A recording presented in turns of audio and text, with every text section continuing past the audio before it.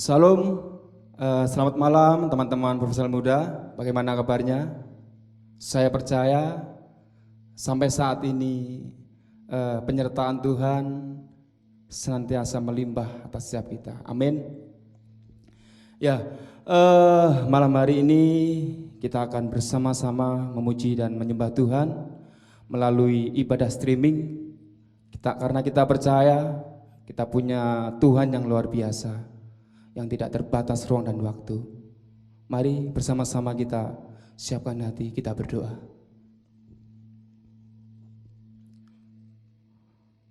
Terima kasih Tuhan Yesus untuk kesempatan yang Kau berikan bagi setiap kami Tuhan. Kalau kami boleh ada sebagaimana kami ada saat ini Tuhan, itu semua karena anugerah yang Tuhan berikan bagi setiap kami. Tuhan,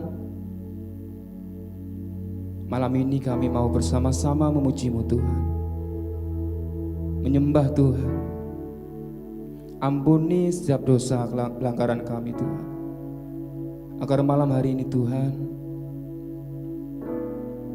kami layak untuk bersekutu dengan Roh-Mu yang kudus. Sebab hadirat-Mu Tuhan kekuatan bagi setiap kami. Sebab dalam hadirat-Mu Tuhan kami menikmati dan merasakan damai sejahtera mengalir bagi setiap kami. Terima kasih Tuhan Yesus. Hanya dalam nama Tuhan Yesus kami mengucap syukur dan berdoa. Mari setiap kita yang percaya sama-sama katakan amin.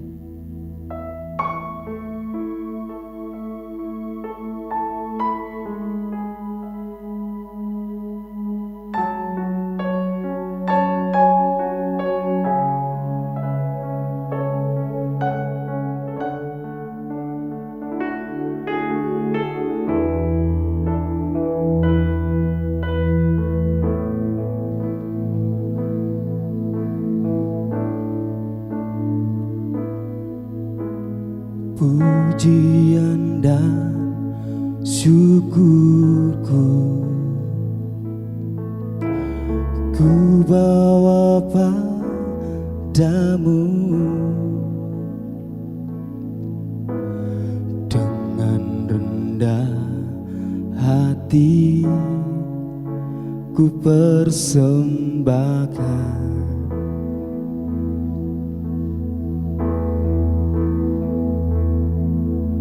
Sadar bila ku ada hanya karena anugerah, bukan karena kekuatanku.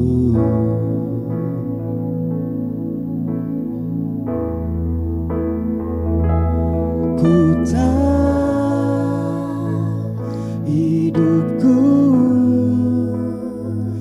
adalah penyembahan. Kau ciptakanku dalam kemuliaan-Mu.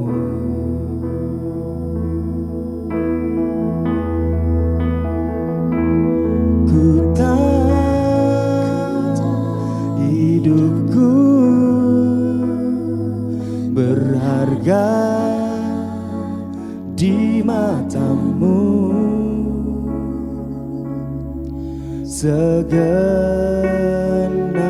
hidupku persembahkan.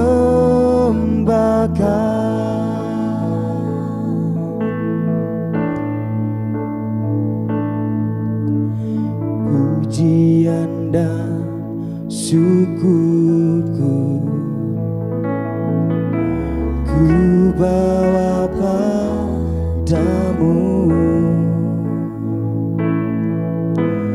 dengan rendah hati ku persembahkan.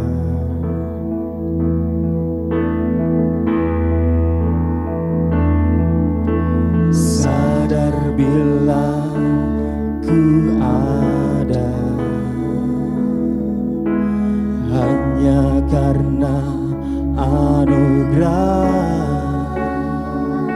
bukan karena kekuatanku. Oh, ku tahu hidupku adalah penyembahan. Kau ciptakanku dalam kemuliaan-Mu. Kami tahu Tuhan, ku tahu hidupku berharga di mata-Mu. Segenap hidupku persembahkan.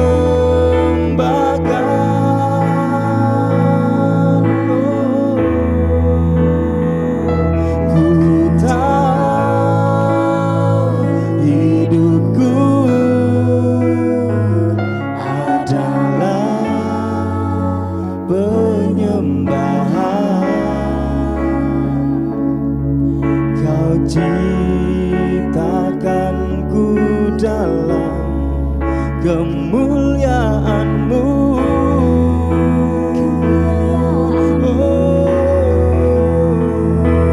Ku tahu hidupku berharga di mata-Mu. Segenap hidupku persembahkan, segenap hidup kami, segenap hidupku persembahkan, segenap hidup kami persembahkan.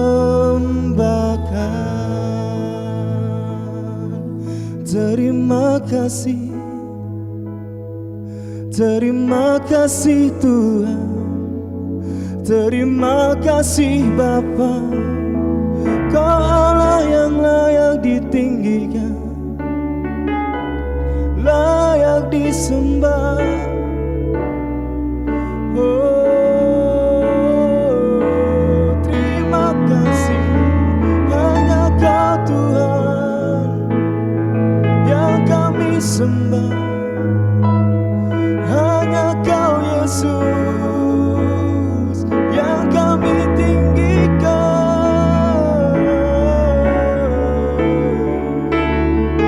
Terima kasih Bapa, terima kasih Tuhan, terima kasih Yesus.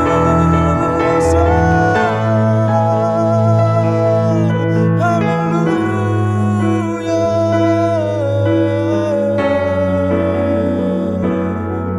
Ku sembah Kau Tuhan, ku tinggikan Engkau.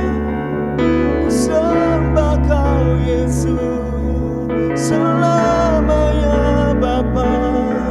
Haleluya.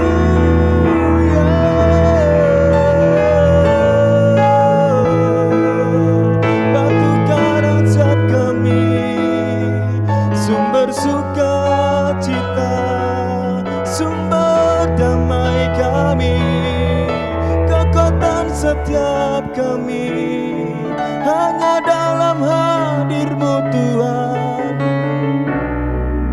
Terima kasih, terima kasih Tuhan,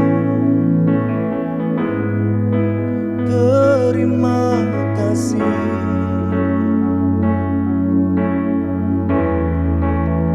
terima kasih.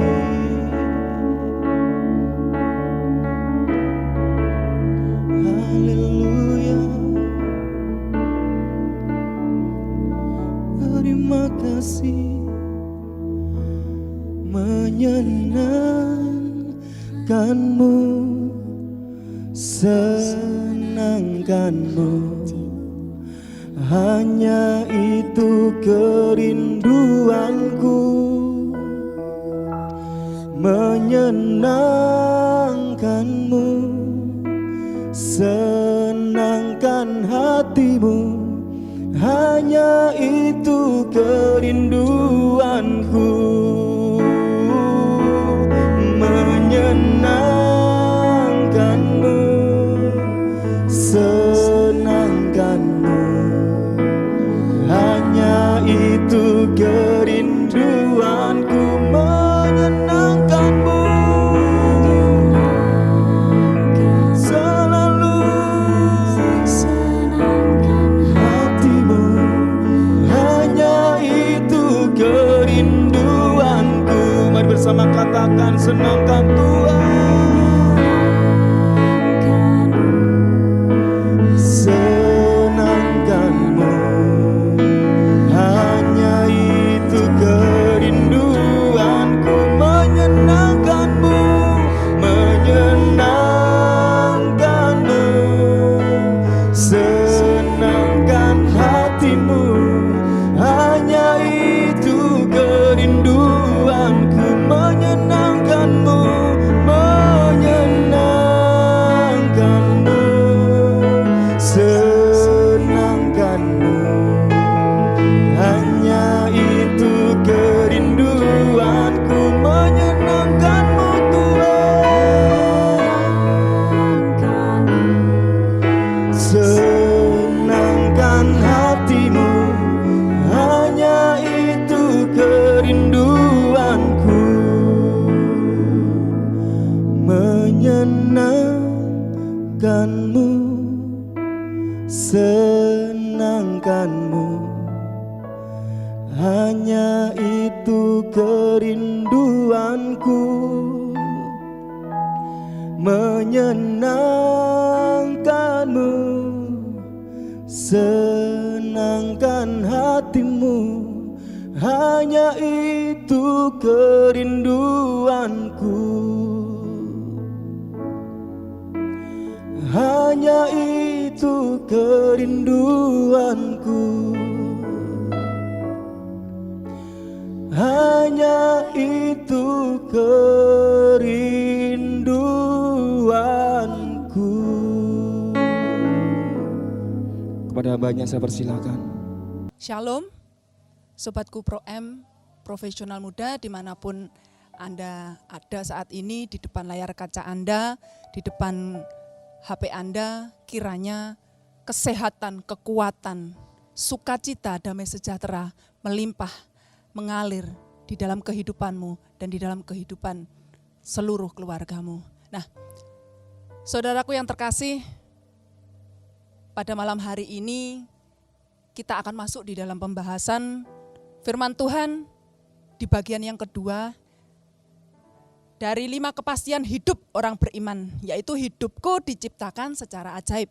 Kalau yang minggu lalu Pastor Boar sudah membahas tentang hidupku dicintai oleh Tuhan, di mana Tuhan sudah membuktikan dan bahwa kita telah menerima anugerahnya melalui pengampunan dosa, melalui karya keselamatannya, dan kita sudah diperdamaikan dengan Allah. Dan kita juga telah menerima kasih Allah yang luar biasa. Dan Allah menerima apa adanya, tetapi Allah tidak membiarkan kita apa adanya. Dan Allah tidak menuntut kita melampaui batas kekuatan kita. Dan kita juga dipelihara di dalam rencana Allah. Dan yang terakhir, kita dijadikan kawan sekerja Allah. Supaya apa? Supaya cinta yang kita terima dari Tuhan itu kita manifestasikan kepada sesama kita, sehingga mereka juga melihat Tuhan, melihat Yesus di dalam kita, dan mereka beroleh keselamatan yang sama di dalam Yesus Kristus. Nah, saudaraku yang terkasih, pernahkah Anda menemukan atau menjumpai orang-orang di sekitar Anda yang memiliki masalah di dalam kepribadian mereka?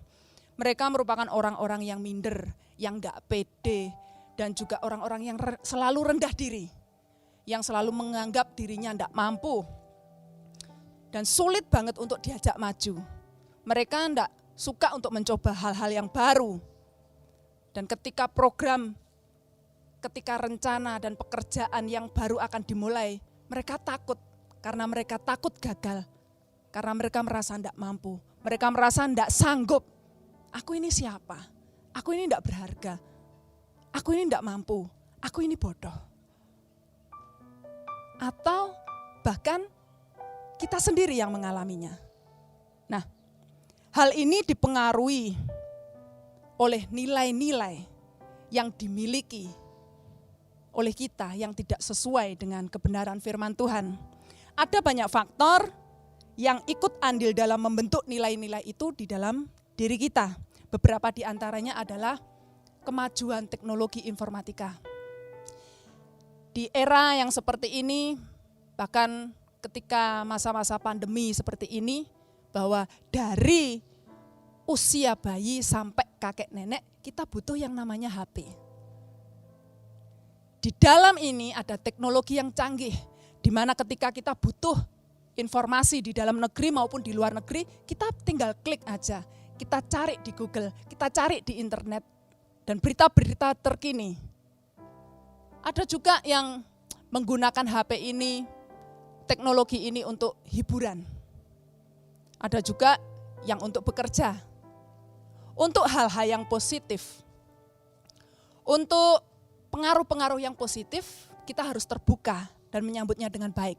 Tetapi tidak bisa dipungkiri bahwa pasti ada dampak-dampak yang negatif yang mengiringinya.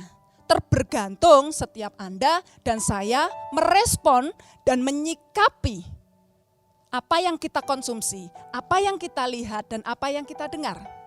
Satu contoh di dunia teknologi informatika, saat ini lagi ngetren di usia remaja, bahkan di usia dewasa, saat ini drakor, drama Korea. Apalagi lagi nggak punya kerjaan di rumah, waktu begitu sangat luang di rumah, butuh hiburan, bosen di rumah. Nggak dosa dong lihat drakor. Tetapi kita perlu waspada, karena kita disuguhkan artis-artis yang cantik. Dan yang itu tanpa kita sadari menanamkan nilai-nilai yang tidak sesuai dengan kebenaran. Contohnya artis-artis yang cantik, mereka putih, hidungnya mancung, kulitnya mulus, kinclong, bening, tidak berjerawat. Memiliki tubuh yang seksi, langsing. Kalau pria, hidungnya mancung, tinggi, six-pack, itulah orang yang keren, yang ganteng. Nah, ketika di dunia nyata kita berhadapan dengan cermin dan kita mendapati diri kita, loh, hidungku kok enggak semancung artis itu? Berarti aku jelek. Berarti aku enggak menarik. Ketika kita mendapati diri kita enggak langsing, enggak seksi, mungkin agak big size seperti itu ya. Kita melihat diri kita, aku enggak cantik, aku enggak menarik. Sehingga ini menanamkan sebuah nilai cantik itu harus mancung, cantik harus putih, harus seksi, seperti itu. Nah, ini yang perlu diwaspadai, sehingga menjadikan kita pribadi yang minder. Ketika kita mau ketemu orang, ketika kita mau bersosialisasi dengan orang, kita menarik diri, kita malu. Aku banyak jerawat, aku gemuk. Nah, ini yang perlu kita waspadai, yang bisa menanamkan nilai-nilai yang tidak benar, yang keliru di dalam kita. Belum juga pola asuh dari kedua orang tua kita. Ada orang tua yang mendidik anaknya dengan lembut, lemah lembut, penuh kasih, dengan pelukan, dengan ciuman, seperti itu. Tapi ada juga banyak orang tua yang mendidik anaknya secara militer. orang tua yang memiliki bahasa yang keras, yang kasar. Seperti contohnya ketika anak mereka melakukan sebuah kesalahan. Kata-kata kasar itu selalu terlontar di dalam mulut orang tua. Kamu bodoh, kamu gak becus, kamu gak berguna. Nah, itu menimbulkan suatu luka dan tata nilai yang ada di dalam anak itu. Bahwa dia adalah anak yang bodoh. Dia adalah anak yang gak berguna. Sedangkan orang tua sendiri tidak pernah memberitahu bahwa tindakan si anak itu yang keliru, sebuah tindakan yang bodoh. Sehingga anak itu seperti diintimidasi, tidak ngerti kesalahannya, tetapi mereka menangkap bahwa aku anak yang bodoh. Dan anak-anak yang seperti ini akan membawa luka sampai dia mati. Kalau ini tidak segera dibereskan dan tidak dipulihkan. Ada juga orang tua yang membanding-bandingkan anak yang satu dengan yang lainnya. Kamu tidak sepinter kakakmu. Kakakmu dibilangi manut. Kamu kok rewel, bawel, pemberontak. Atau kalau tidak punya saudara, hanya punya satu anak, dibanding-bandingkan dengan anak tetangga. Atau juga dibanding-bandingkan dengan anak teman. Nah, ini yang akan mempengaruhi kepribadian mereka. Bahwa orang lain lebih mampu, orang lain lebih baik daripada dia. Dan juga belum lagi peristiwa-peristiwa di masa lalu yang Anda dan saya pernah alami. Dan peristiwa-peristiwa yang seharusnya tidak kita harapkan, yang membuat kita trauma. Seperti contoh, mungkin ada di antara Anda yang saat ini sedang menyaksikan tayangan ini, di masa yang lalu, masa kecil Anda pernah mengalami pelecehan seksual. Tentu, bagi Anda sangat berat untuk melihat diri Anda di cermin sebagai orang yang bersih. Bahkan mungkin Anda melihat dirimu adalah orang yang paling hina di dunia ini. Bahkan Anda melihat dirimu itu jijik.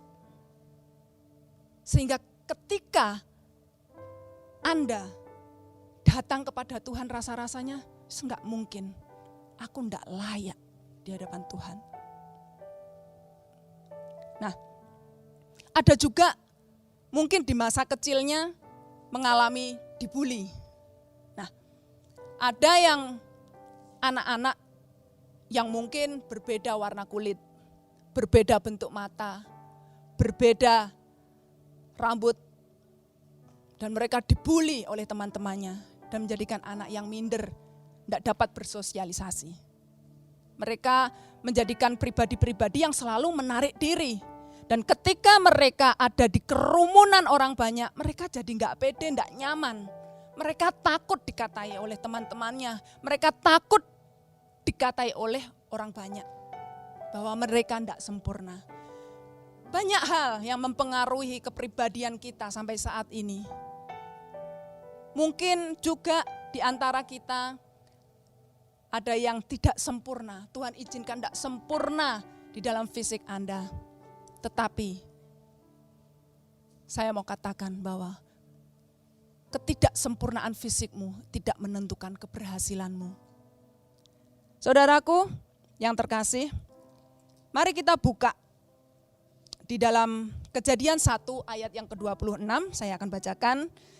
Berfirmanlah Allah, baiklah kita menjadikan manusia menurut gambar dan rupa kita, supaya mereka berkuasa atas ikan-ikan di laut dan burung-burung di udara dan atas ternak dan atas seluruh bumi dan atas segala binatang melata dan merayap di bumi. Dengar firman Tuhan, engkau dan saya diciptakan Tuhan serupa dan segambar dengan Allah. Yang artinya apa? Anda diciptakan Tuhan secara luar biasa. Engkau diciptakan Tuhan secara ajaib. Ada gen Allah yang ada di dalammu. Anda memiliki yang namanya DNA-nya Allah.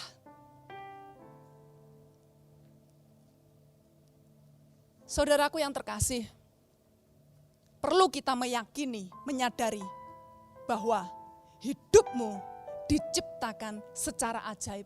Hidupmu diciptakan secara luar biasa oleh Allah. Ada citra Allah di dalam dirimu. Ada image Allah di dalam dirimu. Gini saudaraku, kalau kita sedang berpikir tentang Allah atau kita ingin mengungkapkan, bercerita tentang Allah, apa yang akan Anda katakan tentang Allah? Bukankah kita akan mengatakan bahwa kekaguman kita akan Allah? Dia Allah adalah Allah yang maha kuasa, Allah yang dahsyat, Allah yang perkasa, Allah yang tidak mustahil. Nah, itu loh saudara, yang ada di dalam dirimu dan di dalam diriku. Ada DNA-nya Allah. Tentunya di dalam keterbatasan kita, di dalam kapasitas yang Allah berikan kepada kita. Supaya kita juga tidak menjadi orang-orang yang sombong. Supaya kita tetap menyadari bahwa kita ini memerlukan Tuhan. Nah, ini yang ada di dalam diri kita. Kuasa, otoritas. Apalagi kalau Allah adalah pribadi yang menciptakan apa yang belum ada menjadi ada. Nah, kita ini adalah pribadi-pribadi, manusia-manusia yang diberikan kemampuan oleh Allah menciptakan sesuatu yang sudah ada di alam semesta ini untuk menjadi sesuatu yang lainnya. Bukankah luar biasa hidupmu diciptakan oleh Allah? Nah, saudaraku yang terkasih, sekarang apa yang sudah Allah percayakan bagi orang-orang yang sudah diciptakannya secara luar biasa?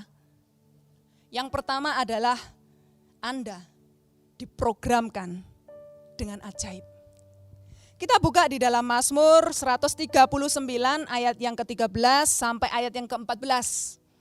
Dikatakan dalam terjemahan baru, sebab engkaulah yang membentuk buah pinggangku, menenun aku dalam kandungan ibuku.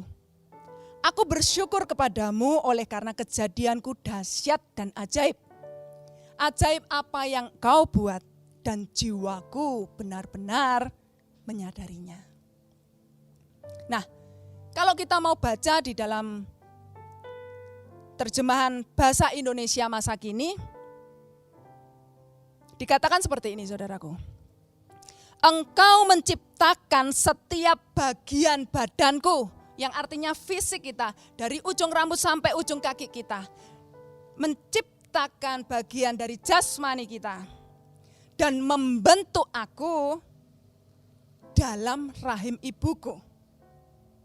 Mazmur Daud mengatakan, aku memuji engkau sebab aku sangat luar biasa. Siapa yang luar biasa yang dikatakan Daud di sini? Dirinya, aku, Anda dan saya. Segala perbuatanmu ajaib dan mengagumkan. Aku benar-benar menyadarinya. Sungguh luar biasa saudaraku. Mazmur Daud mengatakan bahwa aku memuji engkau sebab aku sangat luar biasa. Engkau dan saya sangat luar biasa. Diciptakan Tuhan, Allah yang maha kuasa, diciptakan serupa dan segambar dengan Allah. Bahkan perbedaan antara kita dengan ciptaan yang lain adalah ketika ciptaan yang lain diciptakan kun fayakun, jadi maka jadi oleh firman Tuhan. Tetapi kita manusia diciptakan Allah, tidak cuma kun fayakun jadi, tetapi dibentuk oleh tangan Allah sendiri dan dihembusi nafas Allah. Itu yang luar biasa yang ada di dalam dirimu dan diriku yang harus kita sadari. Bahkan Mazmur Daud mengatakan bahwa ketika kita di kandungan ibu kita, di kandungan mamah kita, Engkau menenun aku. Tuhan menenun kita di dalam kandungan mama kita. Dia sendiri yang membentuk kita, menenun kita. Betapa berharganya hidupmu dan hidupku di mata Tuhan. Belum lagi kalau kita mengingat bagaimana kejadian manusia. Kita dilahirkan, engkau dan saya. Kita ada dari apa saudara? Satu sperma yang berjuang, berlomba-lomba dengan puluhan juta sperma yang lainnya untuk sampai kepada sel telur. Mana yang lebih dahulu maka akan dibuai dan menjadi zigot. Dan dilahirkannya lah Anda dan saya. Bukankah Allah sudah merancangkan kita ini adalah orang-orang yang lebih daripada pemenang? Di dalam Roma 8 ayat yang ke-37 dikatakan, tetapi dalam semuanya itu kita lebih daripada orang-orang yang menang. Engkau dan aku adalah orang-orang yang lebih daripada orang-orang yang menang. Oleh Dia yang telah mengasihi kita. Namun sayangnya saudaraku, engkau dan aku, sang pemenang itu dikondisikan di semasa kecil kita dikondisikan untuk selalu dilindungi. Seolah-olah kita ini adalah pribadi yang lemah. Ingat ketika hujan turun dan kita ingin, namanya anak kecil saudaraku, pengen yang namanya hujan-hujan. Apa yang dikatakan mama papa kita? Jangan kena air hujan, nanti batuk pilek panas. Namanya seorang anak kecil saudaraku, pengennya lari sana, lari sini, pengen bermain. Tapi apa yang dikatakan oleh kedua orang tua kita? Kita dikondisikan untuk memiliki rasa takut. Kalau kita lari, kita akan jatuh. Jangan lari-lari anakku, kamu nanti jatuh.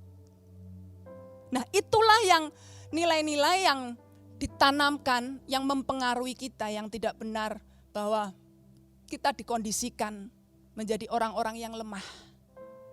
Nah ini bahaya kalau Anda dan saya tidak menyadari bahwa sebenarnya engkau ini diciptakan secara luar biasa, diprogramkan secara ajaib, saudaraku. Nah, apapun keberadaanmu,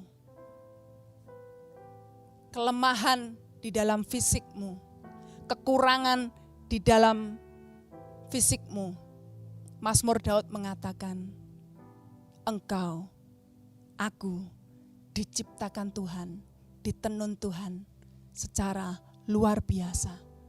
Dan Tuhan mengasihi kita. Kalau kita melihat kisah Daud. Daud ini siapa, saudaraku? Ketika Samuel diutus Tuhan untuk mengurapi anak Isai.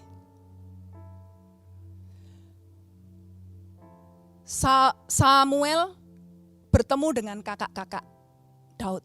Nah, di mana Daud? Sepertinya Daud dilupakan. Dia sedang mengembalakan kambing domba. Kalau boleh ngomong, mungkin nggak penting lah, si Daud kan masih kecil, nggak penting untuk ketemu nabi ini. Tapi ternyata saudaraku, apa yang dipandang manusia itu bukan yang dipandang Allah.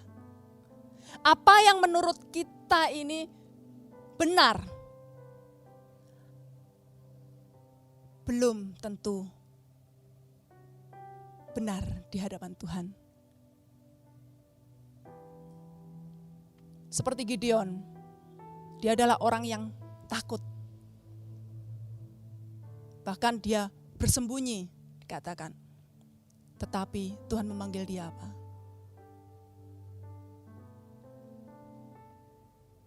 Orang-orang yang gagah berani. Apa yang kita nilai dengan diri kita? Kalau kita merasa diri kita ini rendah, kita merasa diri ini kita tidak berharga, tidak mampu. Mari kita mulai menata ulang mindset kita, cara pandang kita. Kita kembalikan pada firman Tuhan. Firman Tuhan katakan, engkau diprogramkan secara ajaib.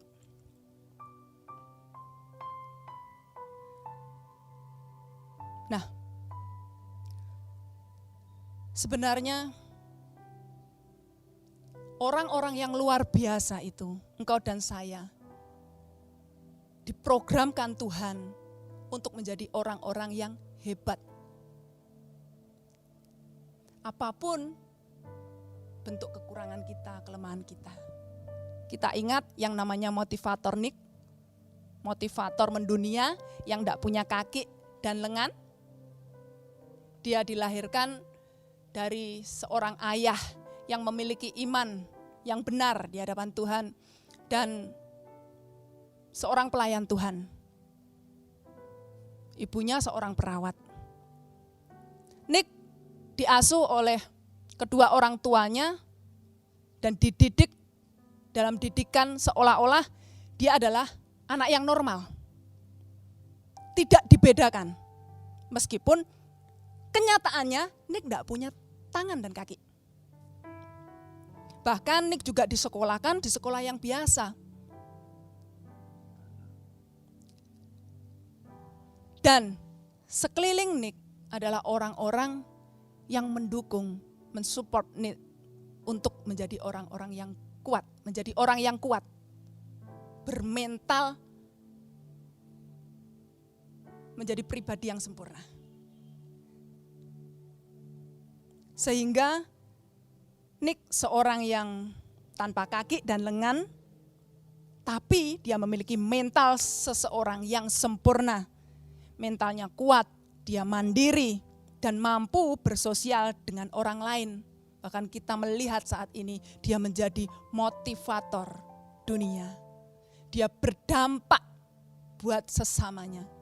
Bagaimana dengan Anda dan saya yang memiliki tubuh yang lengkap? Apakah kita punya mental yang kuat sama seperti Nick? Nick meyakini bahwa dirinya meskipun tidak punya tangan dan kaki, itu tidak akan mempengaruhi keberhasilannya. Nick meyakini dirinya adalah orang-orang yang diciptakan secara luar biasa oleh Tuhan. Dan itu terbukti.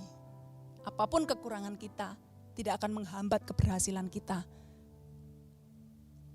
Nah, yang kedua, Tuhan memberikan kepada kita, membekali kita, mempercayakan kita kemampuan berpikir yang hebat. Ini sesuatu yang luar biasa, saudaraku. Di dalam Kejadian 11 ayat yang ke-6 dikatakan, dan ia berfirman, mereka ini satu bangsa dengan satu bahasa untuk semuanya. Ini barulah permulaan usaha mereka. Mulai dari sekarang apapun yang mereka rencanakan, apapun yang engkau dan aku rencanakan, tidak ada yang tidak akan dapat terlaksana. Artinya apa? Setiap apa yang kita rancangkan, apa yang timbul di dalam pikiran kita, itu bisa terlaksana. Sungguh luar biasa toh, Tuhan memberkati otak kita, saudaraku. Apa yang kita pikirkan bisa terjadi. Seperti halnya Allah, seorang perancang yang hebat. Begitu pula kita yang memiliki citra Allah. Kita adalah seorang perancang yang hebat. Diprogramkan memiliki pikiran yang hebat.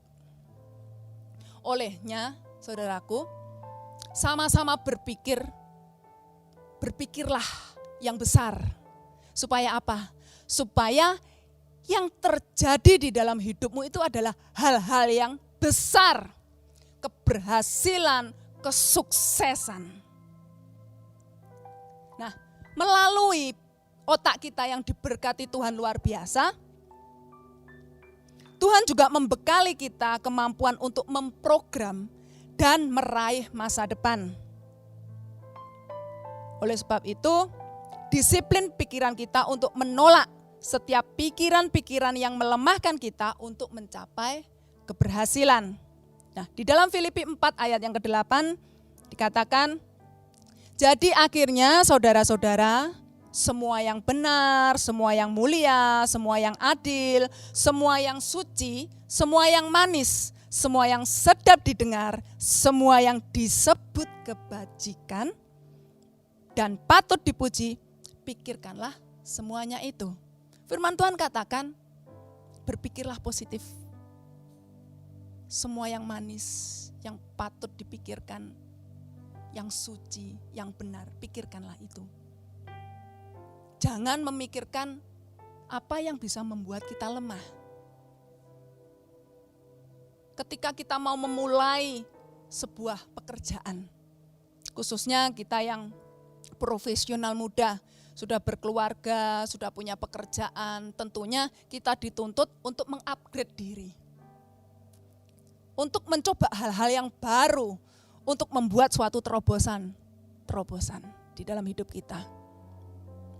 Nah, kalau kita memiliki pikiran yang ciut, memiliki pikiran gek-gek, jangan-jangan kalau aku memulai usaha ini aku nanti gagal. Aku mau usaha, tapi aku gak punya modal. Dengarkan saya saudaraku, firman Tuhan katakan, apa yang ada di depanmu kerjakan dengan kesungguhan. Kerjakan itu seperti engkau mengerjakan untuk Tuhan. Dan Tuhan akan membuatmu berhasil apa yang engkau lakukan dan pikirkan. Nah, dengan otak yang diberkati Tuhan, pikiran yang diberkati Tuhan, Allah juga memberikan kemampuan kita, yaitu kemampuan rancang bangun, mengkalkulasi, mengestimasi, dan mengatur strategi. Lukas 14 ayat ke-28 sampai ayat yang ke-32 dikatakan, sebab siapakah di antara kamu yang kalau kamu mau mendirikan sebuah menara, ia tidak duduk dahulu membuat anggaran biayanya. Kalau cukup uangnya untuk menyelesaikan pekerjaan itu. Supaya jikalau ia sudah meletakkan dasarnya dan tidak dapat menyelesaikannya, jangan-jangan semua orang yang melihatnya mengejek dia. Sambil berkata, orang itu mulai mendirikan tetapi ia enggak sanggup menyelesaikannya. Atau raja manakah yang kalau mau pergi berperang melawan raja lain, tidak duduk dahulu untuk mempertimbangkan, apakah dengan 10.000 orang ia sanggup menghadapi lawan yang mendatanginya dengan 20.000 orang? Jikalau tidak, ia akan mengirim utusan selama musuh itu masih jauh untuk menanyakan syarat-syarat perdamaian. Nah, Tuhan membekali kita kemampuan rancang bangun untuk merancangkan sesuatu, untuk memprogramkan sesuatu, suatu pekerjaan, pelayanan di dalam keluargamu.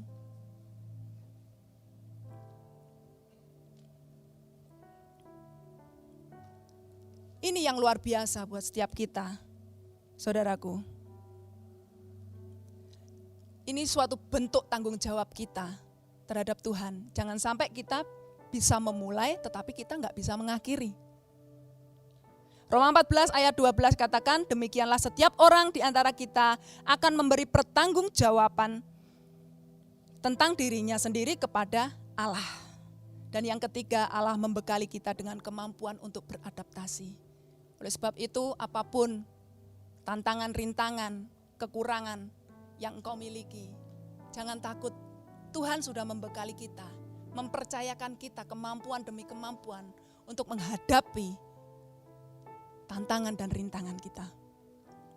Nah, saudaraku yang terkasih, biarlah setiap kita profesional muda dimanapun Anda berada saat ini, engkau menyadari bahwa dirimu telah diciptakan Allah secara luar biasa.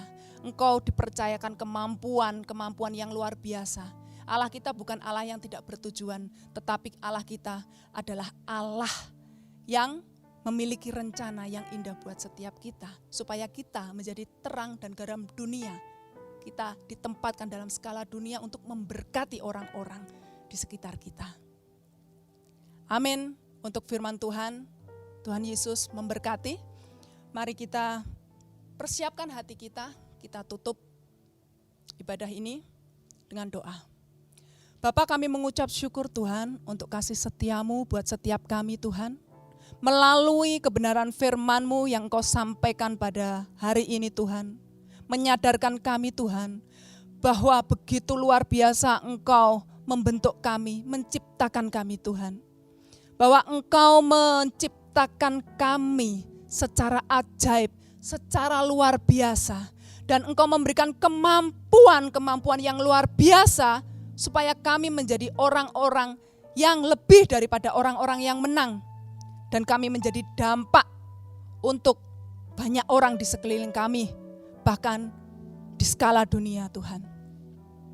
Engkau memberkati orang-orang yang saat ini Tuhan mengikuti streaming ini. Engkau memberkati, Engkau yang tahu menyelidiki setiap kedalaman hati kami, setiap kelemahan kami, kekurangan kami. Tuhan, kalau ada orang-orang yang memiliki permasalahan di dalam nilai-nilai kehidupan mereka, permasalahan di dalam kepribadian mereka, Allah Roh Kudus, tolong setiap kami Tuhan. Mampukan setiap kami, berikan kami kekuatan yang daripada Engkau, supaya kami tidak fokus kepada kekurangan kami, tetapi kami menyadari betapa luar biasanya Engkau telah menciptakan kami. Terima kasih Tuhan untuk firman-Mu, Allah Roh Kudus, Engkau sendiri yang akan terus berkarya di dalam kehidupan kami, profesional muda dimanapun mereka berada. Terima kasih Tuhan untuk firman-Mu. Saudara-saudaraku, angkat kedua tangan-Mu, tanda penyerahan kita akan Dia. Terimalah cinta kasih dari Allah Bapa, kasih karunia dari Allah Roh Kudus, Tuhan Yesus, kekuatan, kemampuan untuk setiap kita menghadapi setiap masalah dan rintangan yang ada. Sukacita, damai sejahtera turun atas setiap kami semua. Hari ini sampai Maranatha, Tuhan Yesus datang yang kedua kalinya. Di dalam nama Tuhan Yesus Kristus, haleluya, amin. Tuhan Yesus memberkati.